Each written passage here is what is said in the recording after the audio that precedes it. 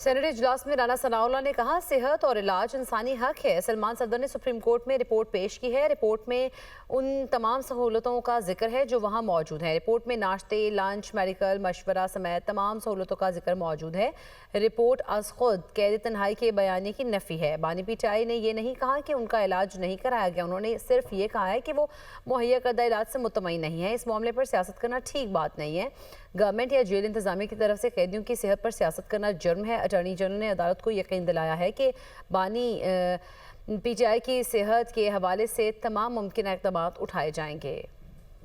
Senate इजलास में राना सनाउल्लाह ने कहा, सेहत और इलाज इंसानी हक है। सलमान सदर ने सुप्रीम कोर्ट में रिपोर्ट पेश की है। रिपोर्ट में उन तमाम सहूलतों का जिक्र है जो वहां मौजूद है। रिपोर्ट में नाश्ते, लंच, मेडिकल मशवरा समेत तमाम सहूलतों का जिक्र मौजूद है। रिपोर्ट अज खुद कैद तन्हाई के बयानी की नफी है। बानी पीटीआई ने यह नहीं कहा कि उनका इलाज नहीं कराया गया। उन्होंने सिर्फ ये कहा है कि वो मुहैया करदा इलाज से मुतमईन नहीं है। इस मामले पर सियासत करना ठीक बात नहीं है।